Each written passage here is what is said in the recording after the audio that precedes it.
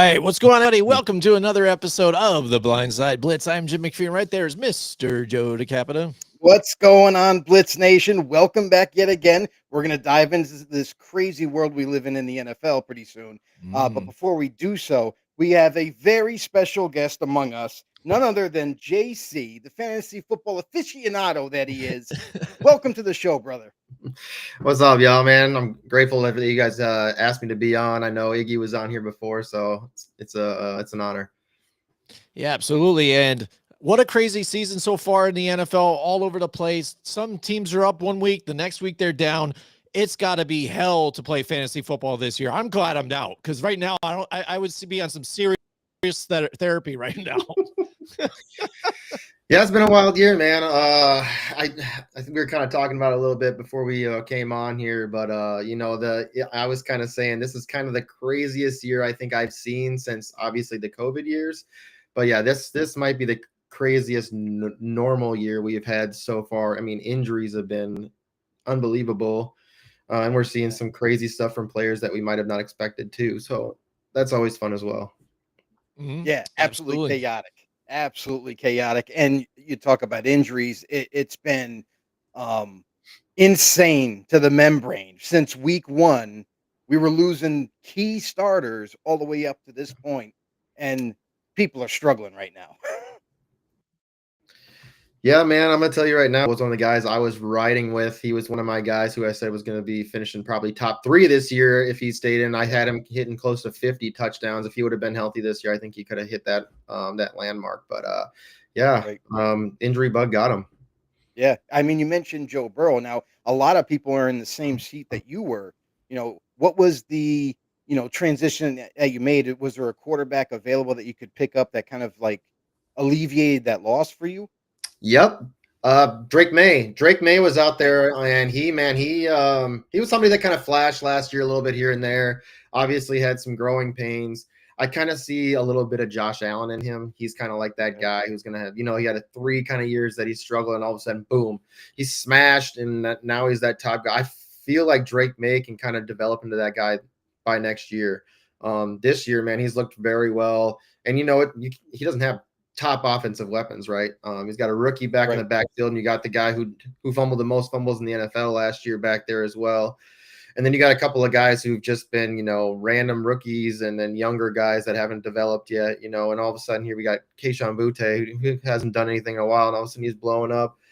It's fun to see some of these players kind of show out. Hunter Henry's been there to help him, and I don't know, it's he's awesome, and I would highly recommend if this is Dynasty, I would go out. He's somebody I would be definitely targeting.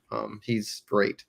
Yeah, absolutely. You talk about like guys like Drake May, who maybe for most people maybe weren't really thinking about Drake May early on or taking him to be their starter, but now you have a lot of people really interested. If he's not already on a roster, if he's available, you need to snatch him up. But talk to me about some fantasy sleepers that you have in mind. I mean, for a lot of teams that have suffered these injuries up to this point and are still looking for help, what are some fantasy sleepers that come to mind? There's probably somebody out there. Xavier Legette is probably a guy that you can probably go get for really cheap. He might even be out on waivers. In 10-team leagues, he definitely is. 12, maybe not, but I think you can probably get him. He did have a huge boom week this last week. But it's really what is this team? What is this team really? Who's going to be out there? And Bryce is hurt now, but somebody's going to be out there throwing, right? Andy Dalton. And Andy Dalton's going to be looking for guys that whoever catches the ball is going to be who he's looking for. But I think this week you're going to see a lot of the backfield, right, on that team. But Xavier Legette's kind of somebody I would want to go at. Tez Johnson is another guy that I'm looking at, especially with Mike Evans going down. Shout out to Mike Evans, man. I think this is the year where the cliff has finally found him. But Tez Johnson, man, he legit stepped in. He had a ton of targets, and he did a lot with those targets. So Tez is another guy that I would be looking at. Cade Otton's another guy that you can go grab just because of these He's been a really good guy in the end zone, in the red zone. Getting a lot of these random targets. Obviously, Baker Mayfield this last week didn't look great. But whoever's open, he's going to be throwing to. And I think, Caden's going to be a guy like that. Aronde Gradson is another guy you can go out there and grab if you need a tight end. You can probably get him really, really cheap. Yeah. I mean, he did explode this week, right? He had a huge week. Absolutely. I think it was like 27 points or something crazy. 169, or it was like, 160 plus yards, a touchdown. It was a huge week, but those are kind of some guys I'm kind of looking at that are a little bit more deep. I'm trying to think of a running back that might be out there. Oh, Brashard Smith. Okay. If you want to target him, he's kind of somebody that me and Joe, my guy Joe, who does work for us over at the Sports Affiliation, him and I were kind of talking about Brashard Smith and before the season started. He looked like somebody who could be really, really fun in that backfield. Somebody who could catch the ball out of the backfield. But now they kind of got Rice back, and he kind of does stuff like that. But Brashard, he did flash this week. He got a lot of, he got into the end zone, I believe. But he put up like 13 points, for a third. So if any one of them goes down, and we know Pacheco can get hurt, we know Kareem Hunt can get hurt. So, Brashard Smith's another guy you can kind of just throw at the end of your bench and hope that he kind of gets in there.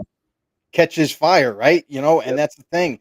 Yeah, we mentioned, you just brought up Aronde Gadsden, who tight end for the Chargers, who honestly the last couple of weeks been very productive. Yeah. Obviously, he just had that breakout week this past week, but averaging in the last 2 weeks, 8 targets each of the last 2 weeks, 7 catches. I mean, that right there, forget about the yards afterwards, but that right there, he's being heavily involved. So you are hitting the nail on the head on that one. That is definitely it could possibly be a gem for someone looking for tight end help. Yep. That brings us to what happens now, right? When you play fantasy football, you might have a great team. You're pretty set at this point. You kind of know, and you have a feel for your roster. I don't. Some people are like, we're pretty comfortable. I don't really have to make too many transactions at this point. I'm good with the rest of the season. But others, on the other hand, might be struggling a little bit. Might be looking for some answers because obviously we mentioned injuries earlier in the show, but also bye weeks happen in fantasy football. So this is a critical mid-season. I like to call it mid-season crisis for some people.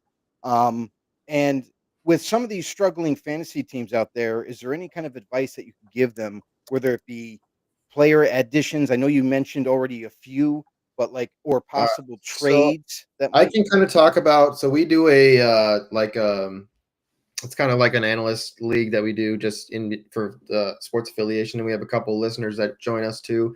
But we had a couple of trades go down in there that were, some people were questioning them, but the reason that these trades went down, right? So we had a guy in there that was 0-5, and he had to make it. He had to make a trade, and he had some good players on his team. He just had some injuries, and he had no quarterbacks that weren't on his team that weren't doing well. He had Geno Smith, and I can't remember the other quarterback he had. He was either injured or it might have been Fields, but it was just, there were guys that just were not doing anything for him on our team. In this league, we have crazy scoring points. It's kind of like a little bit of Scott Fishbowl, and then we also get like first down points. But obviously you get subtracted points if your quarterback's doing, terrible. So he made some moves. He had Jonathan Taylor and Quinshon Judkins on his team, but he moved both of those players. Okay. And he ended up getting some depth on his team. So he ended up getting Rico Dowdle in one of the trades, and Shaheed,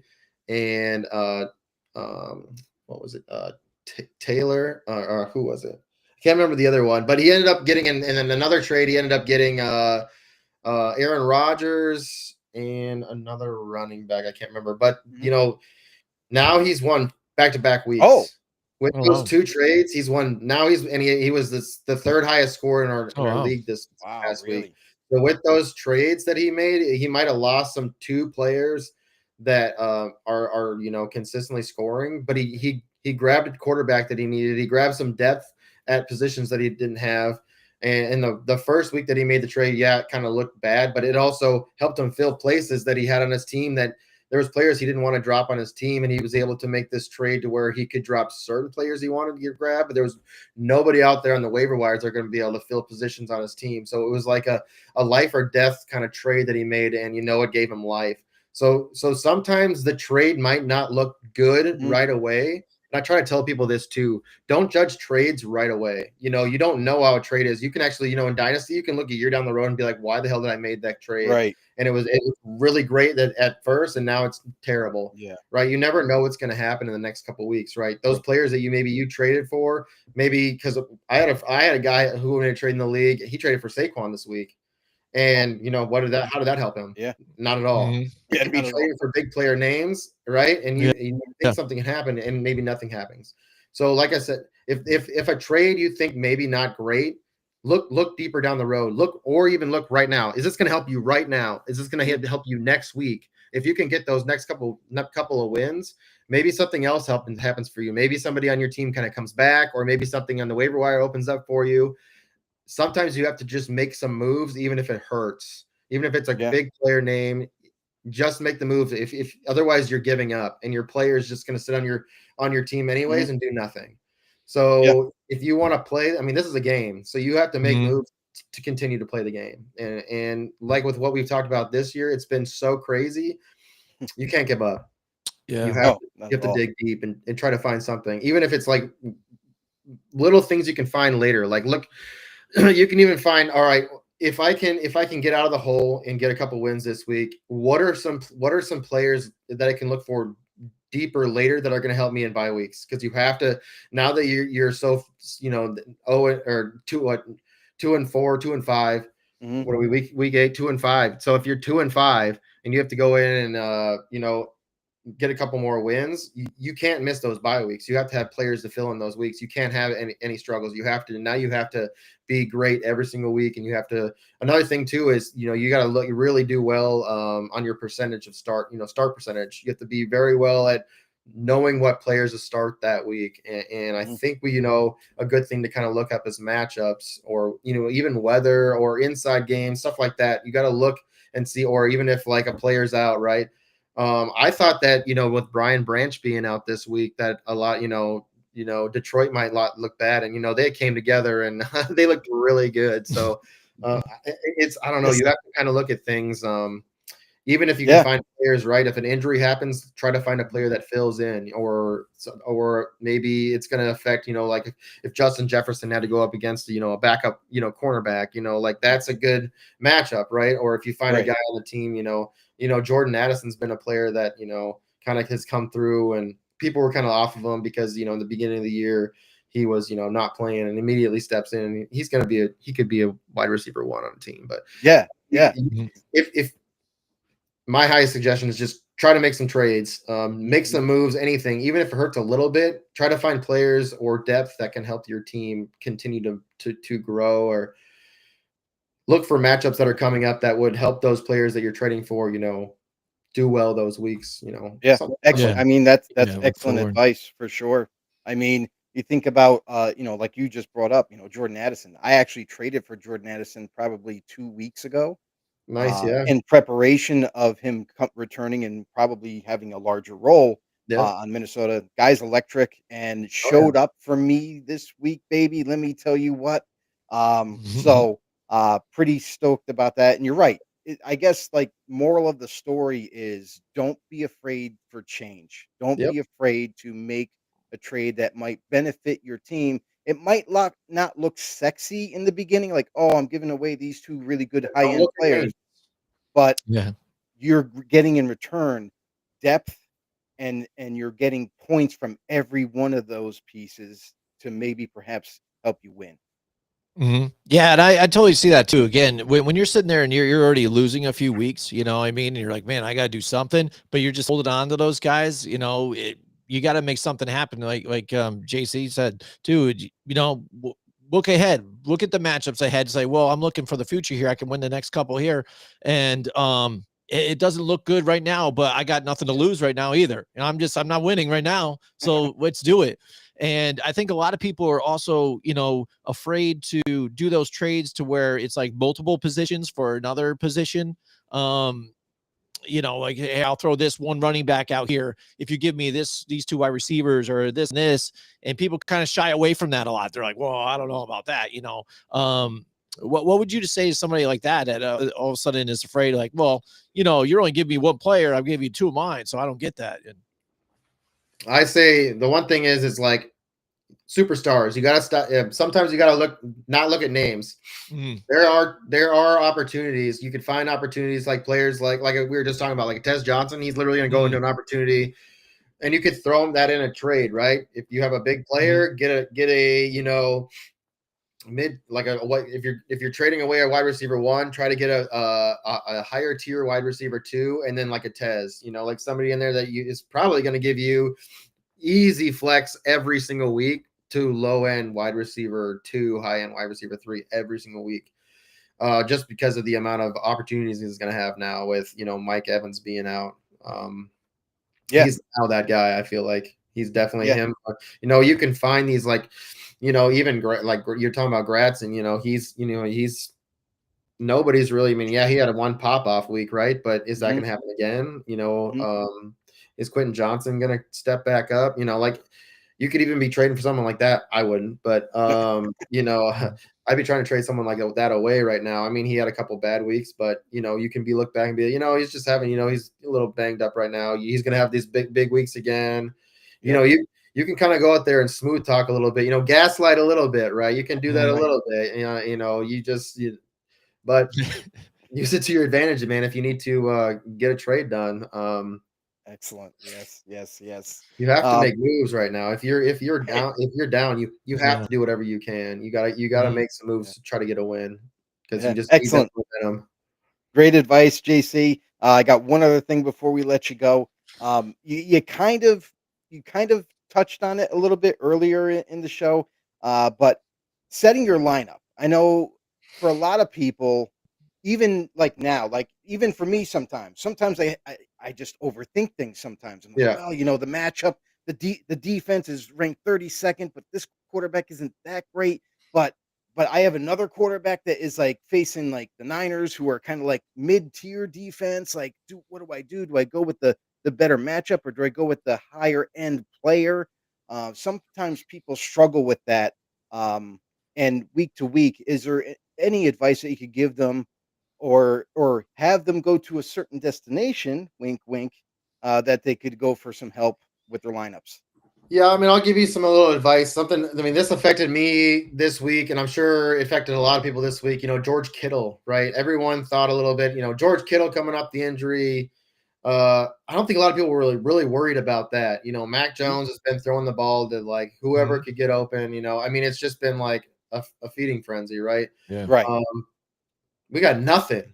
George Kittle gave us absolutely nothing. I'm gonna tell you right now, I took Kittle out because I was like, Kittle's about to have a massive week. He's gonna be ready to come back, have some fun. He's gonna put some points. I took out Swift, right? Swift had a huge game, and Kittle got me 0, and I ended up losing the week because I was like, I'm excited for this. Stick to what's working right now. Right. You saw what worked last week. Kittle wasn't playing last week. Swift was doing good last week. He was being consistent. To me, it's don't get excited about stuff. If something is already working for you, stick to that. Unless, if you have players, like if you have 2 quarterbacks and you're in a 1 quarterback league or something, and you're like, I'm deciding between 2 of these guys, and they're like, a coin flip, then just pick the guy you want to watch play at that point. Gotcha. But if you're looking for like upside players and stuff like that, then you definitely want to look for matchup opportunities. One opportunity this week that really killed us though, and everybody, was Luke McCaffrey. Everybody was looking for there was so much opportunity for him. What happened? Nothing. You got a big goose egg. So I mean, sometimes you swing and miss. It happens, right? You're taking a chance on something, right? Especially in bye weeks, you're trying to find a guy out there that could potentially help you, and you might miss, right? I mean, that's something that everybody probably missed on this week, because the opportunity was there. There was so much opportunity for him to be explosive, and we got nothing. But my best, I guess I would say, don't overthink things. If you're overthinking things, you're going to make mistakes. And that's what I did this week. I got excited about a player coming back, and I already have, I have Tucker Kraft on my team. I'm like, why would I play another tight end? Why? Because I got greedy and I was like excited. And I just stuck to my guns, and just play a running back. They're gonna get touches more than the tight end's gonna be. I don't know what I was thinking. Just I'm right there with your guy. You're feeling it, man. Feeling it. Yeah, I'm right there with you. And I would say, we have a lot of guys over at the Sports Affiliation, sportsaffiliation.com. So go check that out. Check out the website. We got some really good data over there. If you're looking for like in-depth data stuff, we have our guy, the professor, John Bush. He does some lot of data stuff. He looks at a lot of the Vegas, what they've got, for all their sports book stuff. He takes all that and takes the analytics for that, and he basically puts it out into these charts, and it kind of helps you. It even kind of gives you a way to look at things like for even fantasy, to where like these are good matchups, these are bad matchups. This is going to be the high scoring games or the low scoring games of the week. So it kind of gives you a little bit of everything. We also do IDP. So if anybody out there does, individual defensive players, which is like crazy fun to do. Because you get some big plays from a lot of these defensive players, and like Micah Parsons finally had a huge game, 3 sacks in the game, and he's just been struggle bus. But it's a fun one. So we got Mace Riney he works for us as well, and he's got a article for this week for any of the bye week stuff. So there's a lot of people over at the Sports Affiliation that do some writing for us, and then all week, man, we've got our YouTube, man, we've got pretty much every single day of the week, we've got some YouTube stuff going on. Tonight, we even had 2 shows on Tuesdays. Thursdays, sometimes we do watch parties. We got Greg Kellogg that pops on. Tip Major comes on sometimes too, as well, on Thursdays to do a Thursday check down with Rick Bruce Wellis. Wednesday nights, man. So I'm wearing this shirt. So this is my support for women in the industry. So the Game Changers is Carla. So Carla, she does our show on Wednesdays, and it's basically she does interviews for like some of the huge, big heavy hitters in the industry, even some younger cats getting in.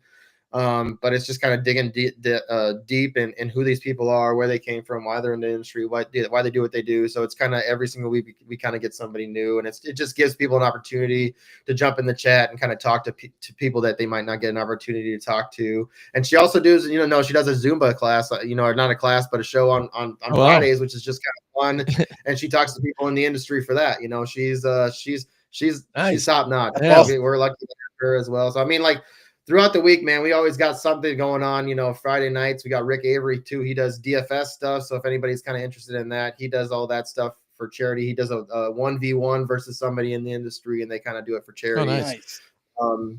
So we kind of have a little bit of everything. Tip Major on Sundays comes on for like 15 minutes and does it's called Fantasy Nuggets on Sunday. It's before the night game. It's just a fun little show. So most of our shows are live. But we have a really, really fun show that we do that drops on Thursday morning, or it's like around noon. We cover the NFC North. It's called the Black and Blue Fantasy Football Preview Show. So it's like a little bit of, it's 4 of us analysts. So it's myself, Iggy. So I cover the Vikings. Iggy covers the Packers. Greg Kellogg covers the Lions, and then we got Andy Behrens that covers the Bears. So it's kind of just fun.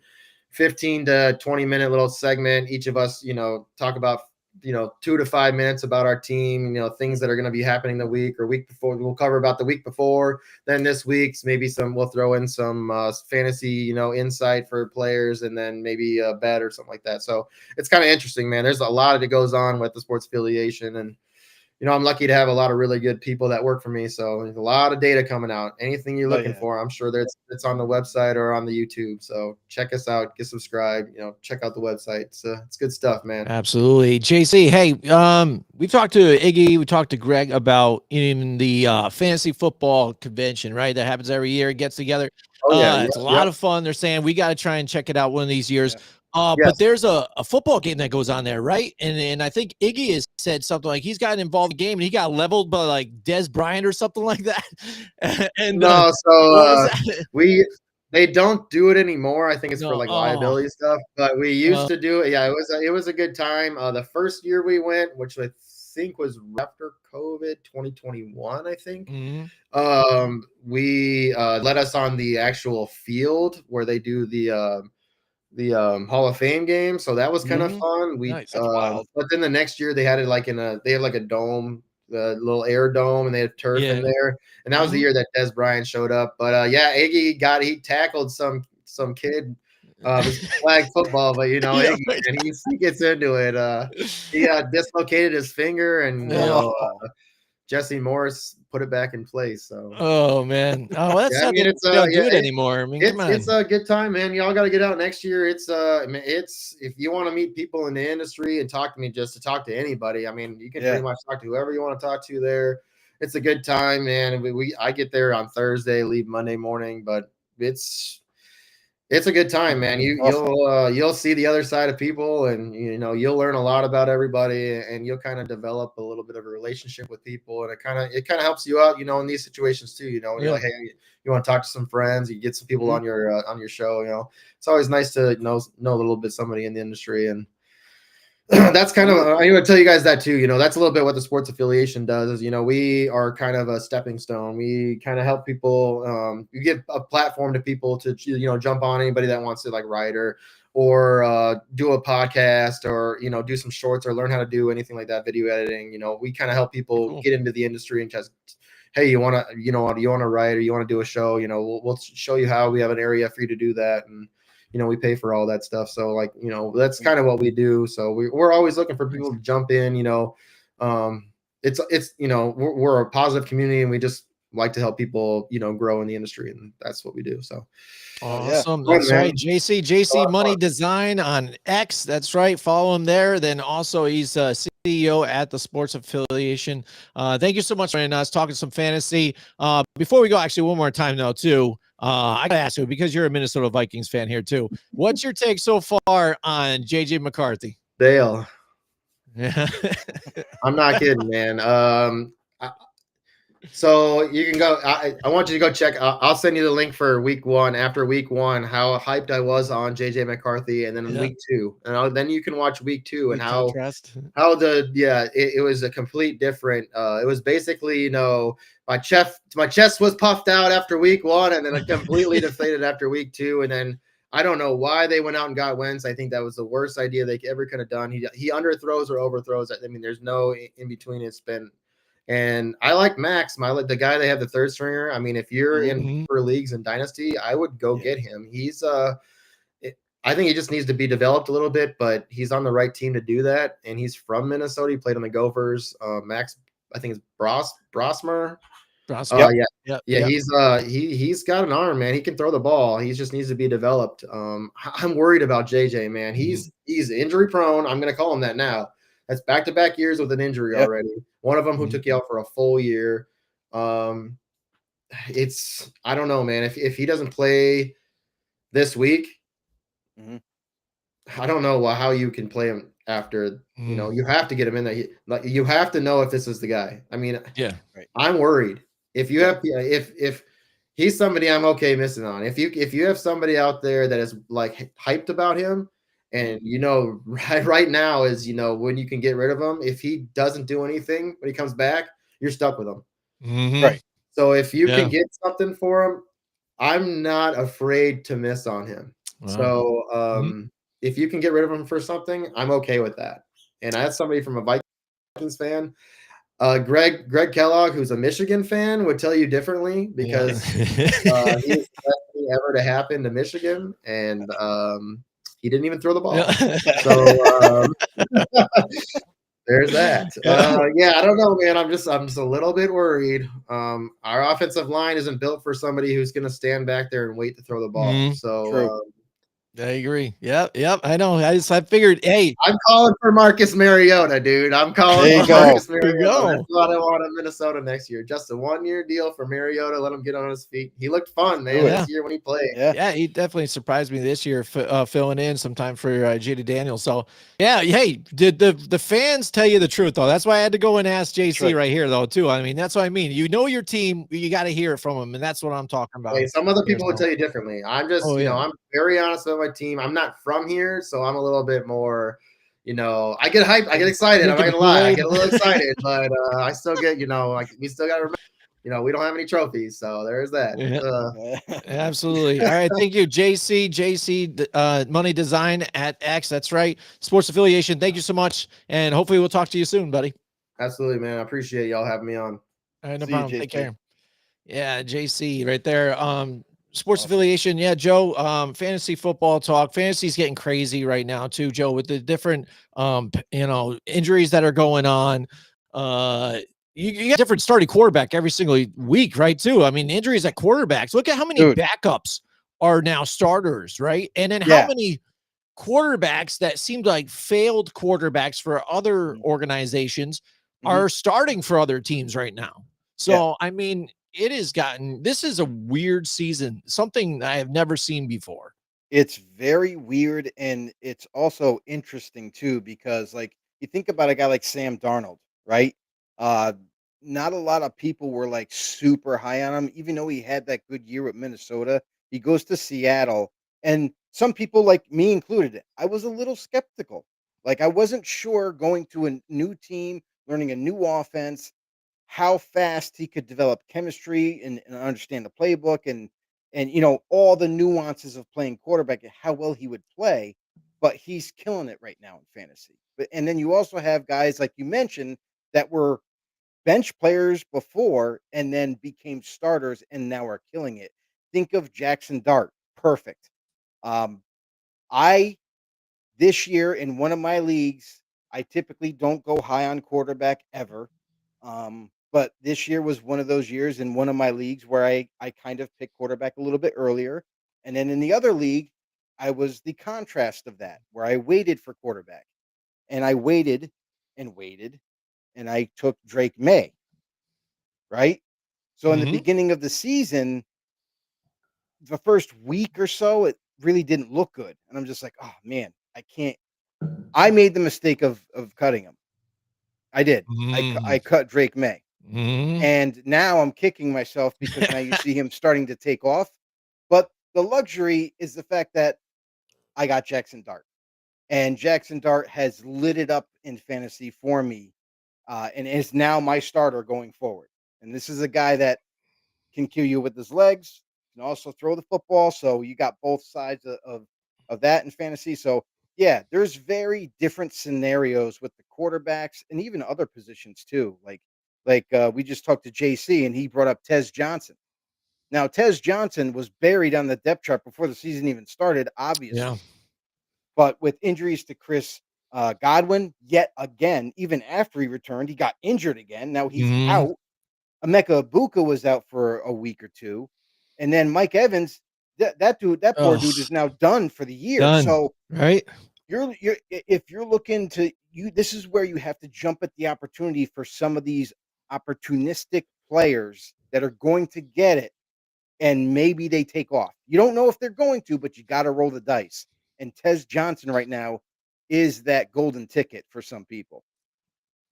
Yeah, absolutely, Joe. So again, another crazy week. Week 7 has been flipped upside down again. You know what I mean? Last week we thought we knew what somebody was again. This week it's flipped upside down. It's the opposite again.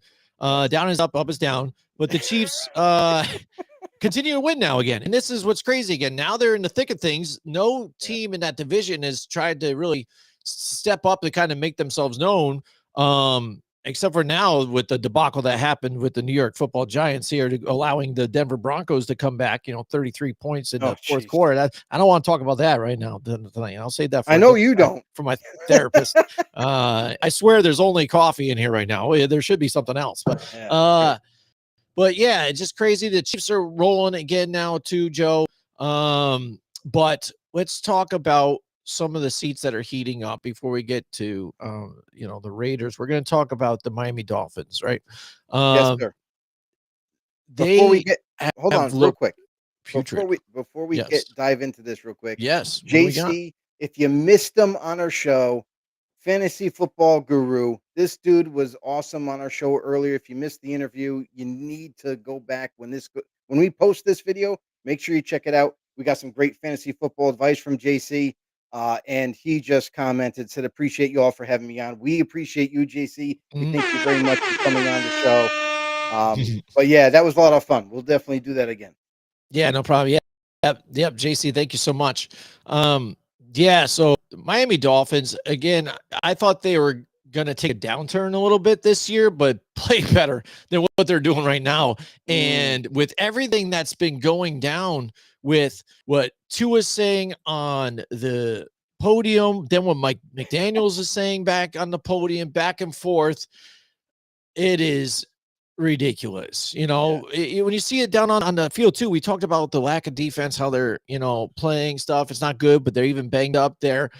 The team is just taking way too many penalties. They had 11 against the Browns here last game here. So, and that just kills drives. You know what I mean? Yeah. So you're killing drives and then the turnovers. Tua, he's thrown what, 3 interceptions in consecutive games, so 6 in the past 2. It's ridiculous. At this point, Mike McDaniels has shown that he's not the right coach for this team. It looks to me as if the players have quit on their coach. Their quarterback's thrown to 3 interceptions in consecutive games and has a low touchdown to interception ratio this season. Mike McDaniel even looks disinterested on the sidelines as well, sitting there looking like the Unabomber out there. Look at this, Joe. I mean, the comparison is ridiculous. So what do the Miami Dolphins do? They're saying they're sticking behind this guy, but for how long can you do this? Well, honestly, with this is a very unique situation too, because you look at the overall record that Mike McDaniels has with the Miami Dolphins. It's 29-29. It's 500. So it's not like this guy, has won more games than lost. So there you have that the record that he holds now with Miami, but also 2 postseason losses. So they've made the wild card round in 22 and 23 and lost both. So, and this is a guy that everybody foresaw as a offensive minded guru, a guy who's very creative. And we've seen that on the football field. We've seen that he does have creativeness. He orchestrates the offense extremely well, calls a game pretty well. But then you got to look backwards, right? And work our way up to now. In 23, the offense was historic, leading the NFL in total yards, in points per games, averaging 31.7 points. And then you look at like 23 to 24, ranked as high as second overall with offense. And then you look into 25, the current situation now that we're facing in this current season, the rankings have dropped significantly. As of week 7, the Dolphins ranked 23rd in offense in impact metrics, despite having the second highest yards before contact per carry. So that right there tells you that there's been a decline in not just offensive prowess from when he first stepped on the scene, but then as in the last, this season, including the past couple, there's been a decline in production. And now everybody's got to blame the head coach, right? I mean, that's the leader. So that's what you go to. And here's the thing. I will throw this little nugget in there too, is the fact that Mike McDaniels has Tua as a quarterback. He's been working with him, and the offense was killing it the first 2 seasons that he was there. But here's the problem, and this is where I think it's not as much Mike McDaniels, but it's more about the quarterback, because they played really well when they're healthy, right? You look at that 23, that 24 season, how their offense was impeccable. They made it work because of health. Now you look at this team right now, currently, this team is decimated by injuries. And I know everyone's like, well, you got to overcome those. Yeah, but if they're key injuries and your quarterback is declining right before your eyes, there's not a whole lot this man can do. I mean, he just doesn't have an answer for it. And you have a terrible offensive line. It's also beaten up, so you don't have much protection. You don't have much, run opening up holes for the running game, and then your weapons. Terry Hill goes down. One of your biggest weapons that you like to utilize is now gone and done for the season. You're leaning on Jalen Waddle, but Jalen Waddle is having trouble getting open because he's being double teamed every week. And who can you turn to? A tight end by the name of Darren Waller, who just came out of retirement. Now he's banged up again. He's going to be missing time. So it's almost like this season for Mike McDaniels was done before it started. So as much as like the finger pointing, yes, it does go to the leadership. It goes towards Mike McDaniels. I'll argue this, that if he had a healthy Miami football team, I'm pretty sure that this guy would have made this team a competitor for this division. But unfortunately, it's going the other way. Well, I mean, I understand that too as well, but again, it seems like maybe by him coming out onto the podium and calling players out too, and lack of effort, I think is almost had not only, when I talked about the players seem disinterested, they're losing hope in him. You can't be sitting there talking about you got to play better, you got to do that, and you got to show up and work hard and be out there and throwing picks nonstop. Give the game in when the ball's on your side of the field, and throwing turnovers there to where they're scoring easily right back on them and putting the game at out of reach, basically, where you can't come back from those turnovers. And I think when you talk about when Mike McDaniels early on with Tua and being tied to him there and making him be a better quarterback, that's when things were good. But right now, since this has kind of happened and he's been outspoken, now you see again Mike McDaniel coming back and saying, well, if you turn the ball over that many times, you're going to lose and you're going to do this. So he's not afraid to say that back at Tua and almost cut ties with him to where now you bench him, you put in Quinn Ewers. Now, what do you do? I mean, most people would say, yeah, you're just going to start Tua again next week and stuff, because he probably gives you still the better option to move forward to win. Yeah. But if people are even talking about, especially fans, on how bad this team looks, where this team is going moving forward, we should get rid of Mike McDaniels. Does he pull the trigger and put in Quinn Ewers and just move forward? Say, all right, well, this is what I'm going to do. No, Quinn Ewers, it was already shown he's not ready. He's not even close to being ready.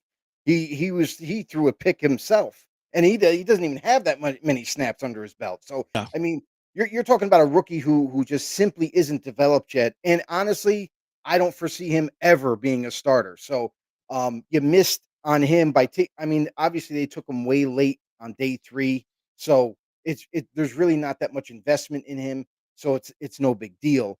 But again, Tua does give you the best chance to win games. He's done it before. It's just this organization, this team right now is so beat up, and they're missing so many key talented positions in the starting lineup that it's hard to overcome.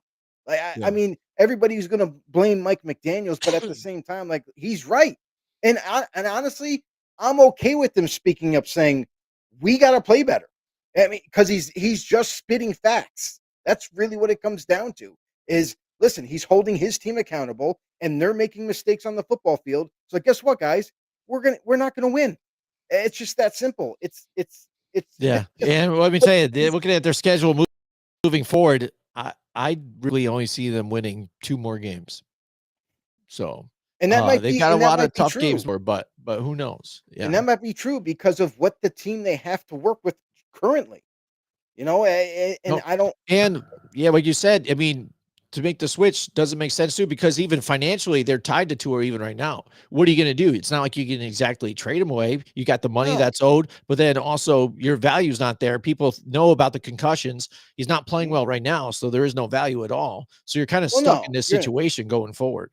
Nobody's going to trade for Tua if that's the case. And secondly, they're going to have to look towards the draft. This upcoming draft, they're going to have to try to find the next man to step in at that quarterback position to lead the charge, because it's not going to be Tua. I'll tell you that right now. Right. They've already have made their decision that he is not their guy for the foreseeable future, and that they are gonna find a way, whether he is there next year as a backup or maybe they cut him, whatever the case may be, but they are going to move on. Yeah, so we'll see in the next couple of weeks again how they handle the situation, and then also if we start seeing a fire sale, start seeing trades happen, get unload some people. I know Phillips has been a name out there. Chubb's been a name out there. Judon's been a name out there. We'll see what happens with Miami moving forward, but Fire yeah, sale. again, Miami Heat.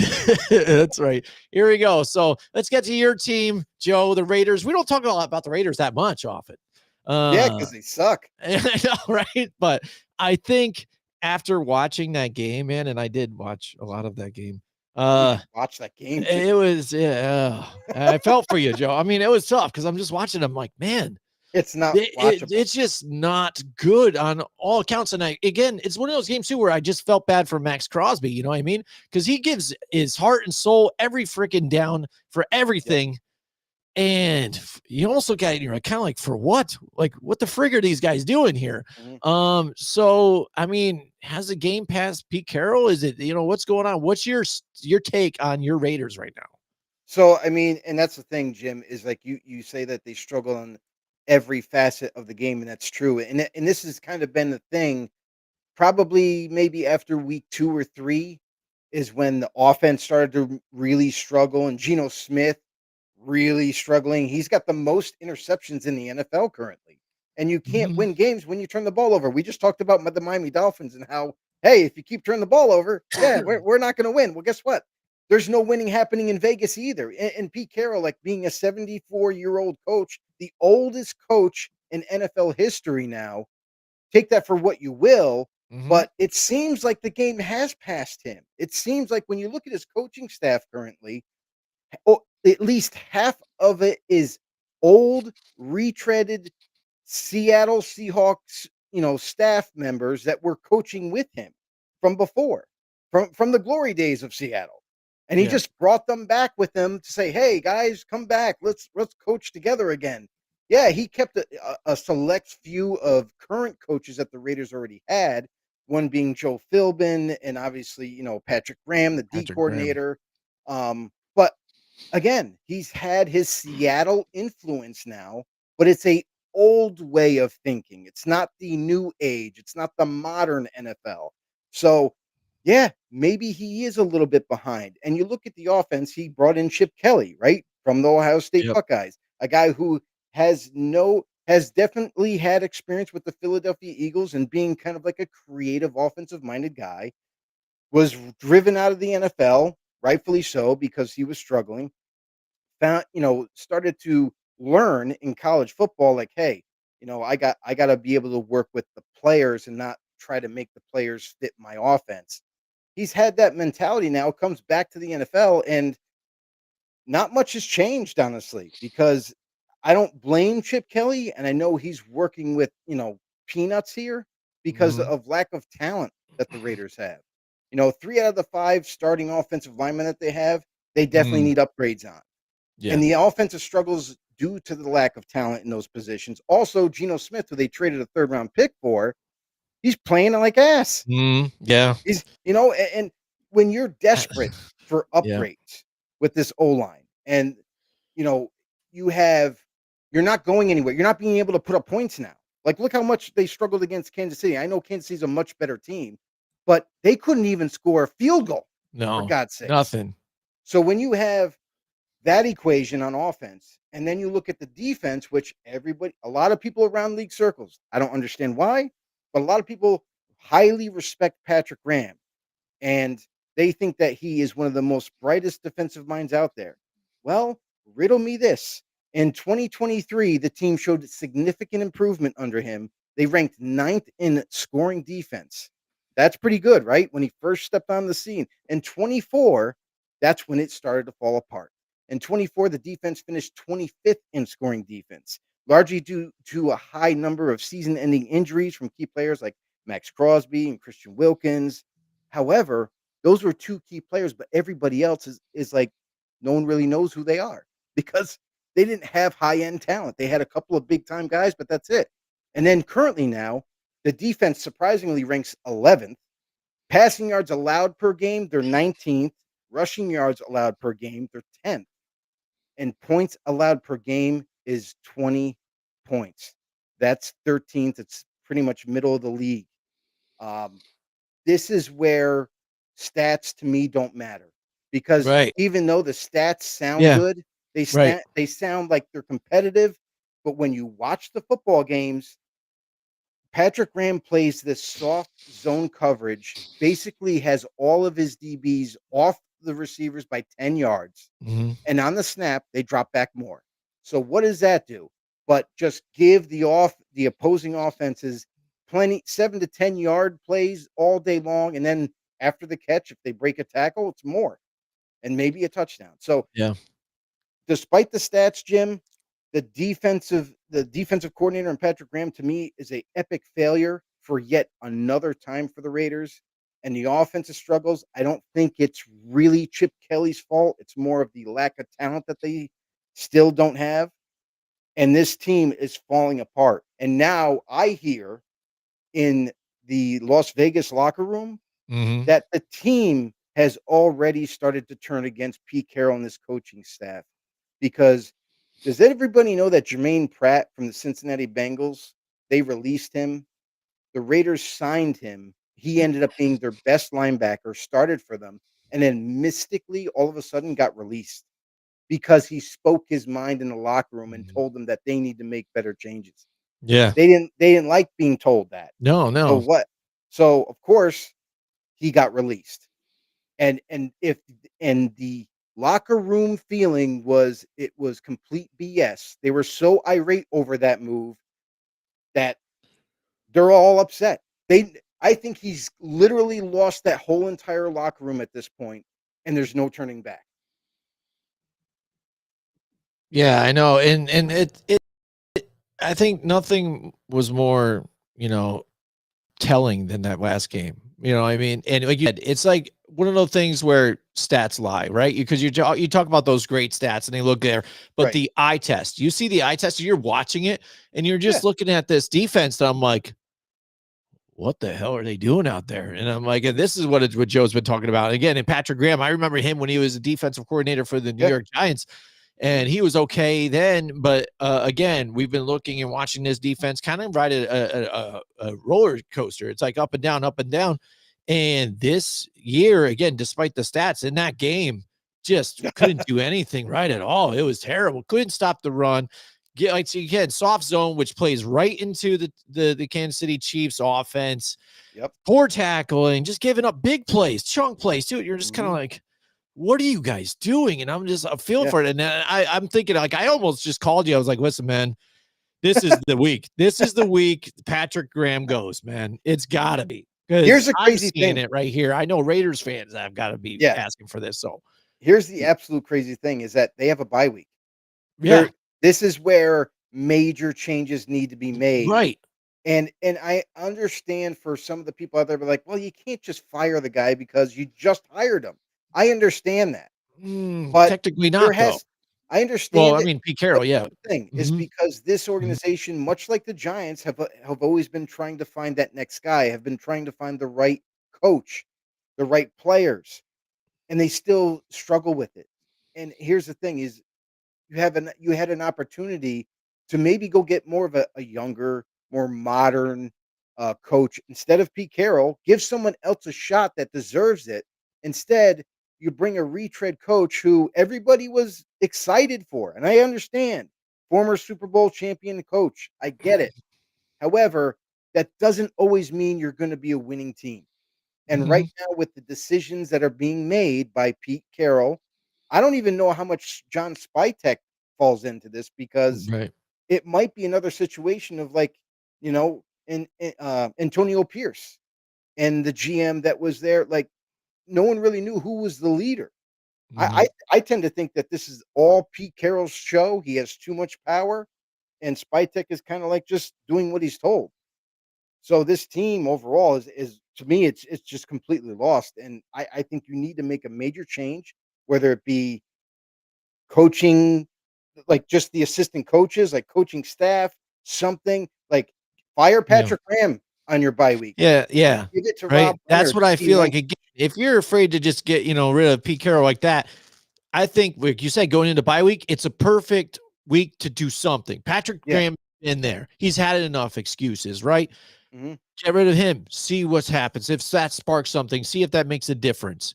But like you said, also on the same, plateau what you're talking about, why going forward would you entrust now your draft moving forward? Because you're in between quarterbacks right now. You hired Geno Smith, got him as your bridge quarterback. Mhm. You expect now Carroll is going to come in here and be like, I'm going to pick my quarterback next year and he's going to be great. And we're going to and I'm going to, get somebody. Chip Kelly's going to, bring him in and bring him up and show him the ropes and Mhm. it's going to be great. You really entrusted in that right now? Raiders fans, I don't think they do at all. No. So before the draft, you need to get somebody else in there that can get a quarterback, groom the quarterback, something fresh now. Why let it linger if you think it's bad now? But like I said, True. the first thing, at least, you have to get rid of Patrick Graham going into a bye week. It's a perfect time. Perfect Yeah. timing. Get a Yeah. week, get everybody refreshed and everything again, get a reset, and then move forward. And don't stop there. You got 2 fat gerbil of linebackers that are slow and can't freaking move. You might as well change out linebackers as well. And then offensively, I would make some changes with the offensive line coach. And maybe not a lot of people know this, but guess what, everyone? It's Pete Carroll's son. It's Mhm. Nolan Carroll, who's the offensive line coach. What? This is the same offensive line personnel-wise as last season. And last season, they were better. So you do the math. So because he hired his kids and obviously he's not going to fire them, at least demote them. Put Joe Philbin, who's widely known as one of the best offensive line coaching minds, put him as the offensive line coach. Put Nolan Carroll as the assistant O-line coach and have him actually learn under a real NFL coach because Nolan Carroll has no experience in the NFL. Absolutely. So, all right, we'll see what happens here, Joe. We are staying close, putting our finger on the pulse on that one. If Pete Carroll even has a pulse out there still, I only know that he's breathing because he's chewing the gum still nonstop. It keeps wadding it in there more and more every time. If anything else, he's the most energetic 74-year-old I've ever seen. Yeah, that's true. That is true too. So that's it for the show tonight. Hope you guys really enjoyed it. Next week we're gonna be back with the roller coaster that is the NFL, the ups, the downs, the twirls, the spins, everything known to man. Who knows what's going to go on here too? The roller coaster that is the NFL. Hope you guys join us next time. Joe, if they don't know already, tell these people that are still listening here how to get more episodes of the Blindside Blitz and more episodes from Grumblings Media. If you want more great NFL content, like obviously this show, and there's other podcasts as well, head over to Grumblings Media, hit that subscribe button for us while you're there. Also, don't forget to hit the thumbs up and tell a friend to tell a friend. That's it. Share it and spread the word. We'll see you guys in the next one. All right, see you guys later.